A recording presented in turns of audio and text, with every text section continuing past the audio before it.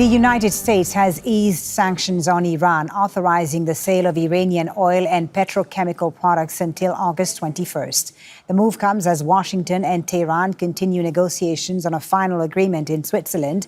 The Treasury says the decision follows Iranian commitments to allow international nuclear inspections and ensure free passage through the Strait of Hormuz.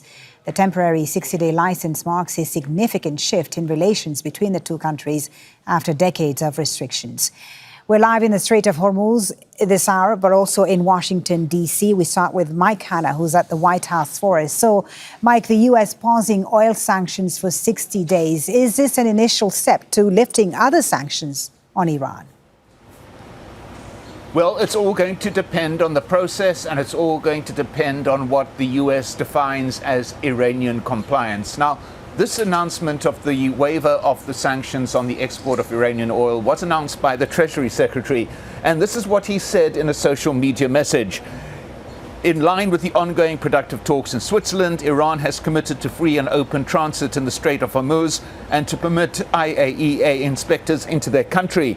As part of the framework, he continues, Treasury has issued a temporary 60-day general license authorizing the production, delivery and sale of Iranian oil. Now, why I read all of this out is because it shows very clearly how this process is designed to go.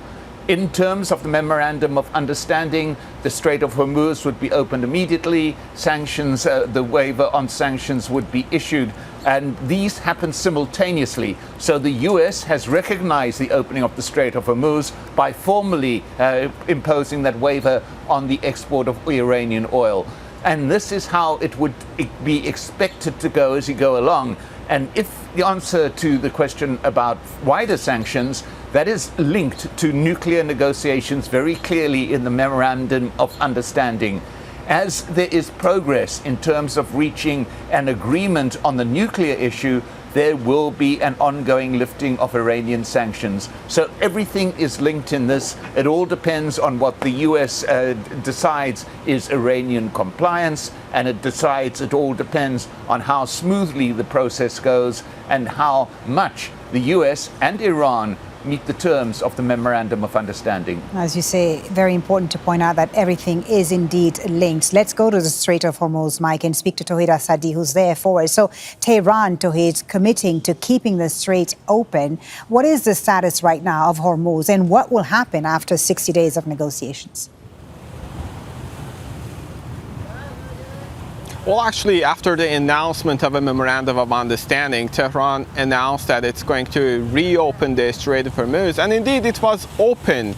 And we saw a limited number of ships and vessels and oil tankers transiting through this geostrategically significant choke point. But starting from Saturday and following the continuation of the Israeli aggressions on the Lebanese territories, Iran's Revolutionary Guards came out with a statement to close the Strait of Hormuz, saying that ships and vessels should not approach the strait. And if they approach, they jeopardize their safety and security. And then another message came from the joint military headquarters of Khatamul Anbiya, saying that it is a response to American failure to fulfill their commitments under the Memorandum of Understanding to put an end on the war in general and in Lebanon in particular. And also they asked for the stopping of the Israeli attacks on the Lebanese territories. And also they said that the closure of the strait, something that is currently happening, is a result of, is actually a first step, and there might be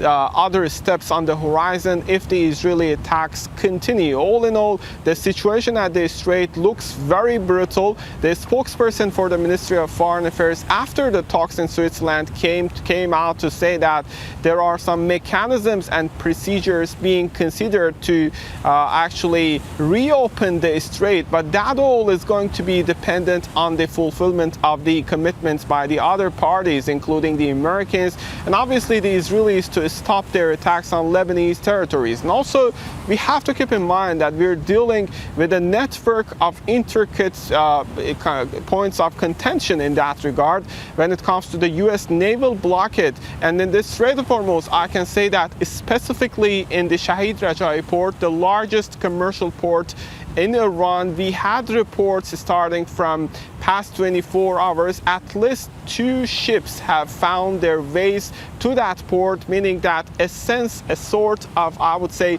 lifting of the naval blockade. But we are aware pretty much that there are other sticking points when it comes to the frozen assets, the secondary and primary sanctions, the war reparations, and most importantly, the security assurances that Iran is demanding. This was the first step. And also other issues in a moment, Tohid. We'll come to those issues in another moment. I just want to bring our viewers up to date first with what's unfolded in Switzerland, because we heard from the U.S. Vice President earlier saying that significant progress had been made in the talks with the Iranians in Switzerland. He described the discussions as a good foundation for a successful final deal to end the war. Let's listen to that. Yesterday was a very, very good day. We made a lot of good progress. We did exactly what we wanted to do, which is accomplish 4 things for the American people. First, we wanted to build a mechanism for keeping the Strait of Hormuz open. It is open. We've seen, of course, gas prices and oil prices come down, millions and millions of barrels of crude and natural gas flowing through the Strait of Hormuz that weren't flowing before. But we also wanted to make sure that we actually set up the coordination mechanism so that we could demine the Straits of Hormuz. Well, Qatar, along with Pakistan, has been mediating those talks. Speaking to Al Jazeera, Qatar's Prime Minister and Foreign Minister Mohammed bin Abdulrahman Al Thani said the initial understandings reached by both sides have helped halt the fighting and create a foundation for broader negotiations. First of all, that this round of negotiation, it was important, very important to take place as soon as the memorandum is signed. And the purpose of the objective of these meetings is to lay the foundation for the negotiation moving forward. Mike Hanna at the White House, let me come back to you. We heard some very upbeat statements, notably from Vice President J.D. Vance, about what was achieved in Switzerland. But as we've said, the real work begins now. What is the Trump administration going to be prioritizing in the technical talks? Well, top of the list will probably be discussion about the nuclear issue. Now, it's very important that Iran has agreed to International Atomic Energy Agency inspectors going in. Now, one of the ideas that the US had floated is with the enriched uranium that it be downgraded on site under the supervision of the International Atomic Energy Agency. That was a suggestion.